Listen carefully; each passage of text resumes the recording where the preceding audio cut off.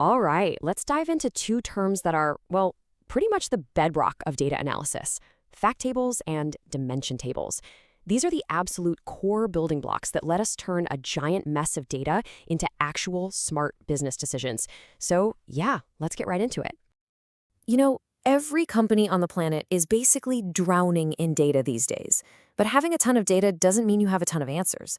The real trick is finding the important stuff in all that noise. So the big question is, how do you take all that raw info and turn it into something clear, something you can actually act on? That's really the puzzle we're here to solve. And what's so cool is that it all starts with some surprisingly simple questions. At the heart of it all, we're usually just asking how much or how many. Think of that as the sun in our little solar system. All the other questions, the who, what, where, when, they're like the planets orbiting around that central number and giving it all its meaning. And that brings us perfectly to the two main characters in our story today. You can think of them as the two sides of the data coin: facts and dimensions.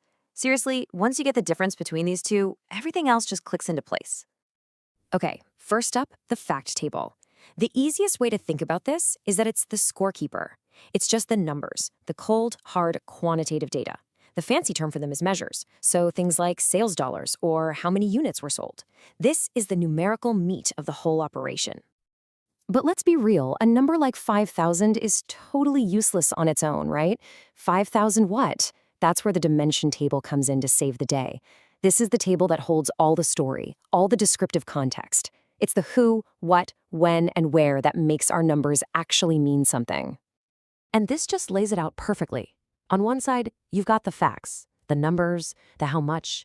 On the other, you've got the dimensions, the context, the who, what, where, when. You absolutely need both to do any kind of real analysis. The facts are what you measure, and the dimensions, well, that's how you slice and dice those measurements. Okay, so now that we've got the 30,000-foot view, let's zoom all the way in. We're going to put a fact table right under the microscope and see what it's actually made of. For this, we'll use a classic example you'll see everywhere: a sales order fact table. And what you'll notice right away is that its anatomy is actually really straightforward. It's basically built from just two key parts: the numbers we want to measure and the keys that connect those numbers to their story. So the first part here is the measures. I mean, the name kind of says it all. These are the actual numbers we want to analyze: the order quantity, the unit price, the stuff we can add up or average or track over time.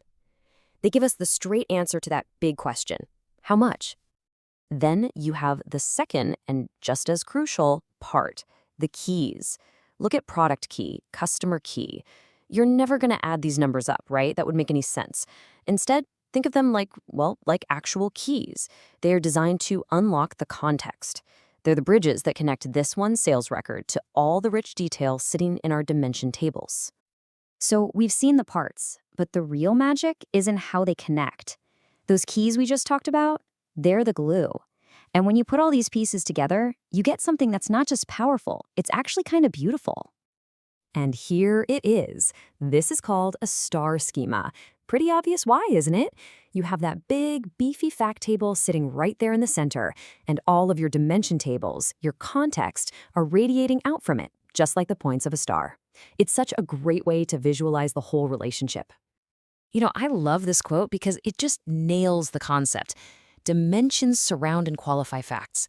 That word qualify is perfect. They give the raw numbers their quality, their character, their meaning. Without the dimensions, the facts are just empty numbers. Now, if you want to get a little technical, the official database term for this connection is a one-to-many relationship. It sounds way more complicated than it is, I promise. This is a huge takeaway, so let's just break it down with a super simple example. It's really intuitive when you think about it. Imagine you have one customer in your customer dimension table. We'll call him Bob. There's only one Bob, but over the course of a year, Bob might place many orders with you, right? Each one of those orders is a separate record in the fact table. So one Bob is connected to many sales. And that's it. That's the one-to-many relationship in a nutshell. Okay, so we've got the slick star schema. We understand one-to-many, but why? Why go through all the trouble to set things up this way? What's a big payoff? Well, the payoff is pretty much everything.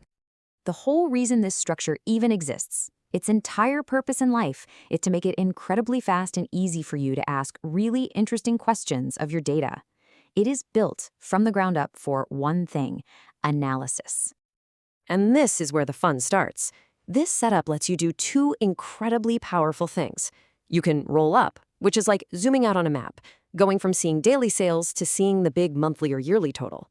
Or you can do the exact opposite and drill down, starting with that big yearly number and zooming in to see the individual sales that made it happen. That flexibility is the real game changer.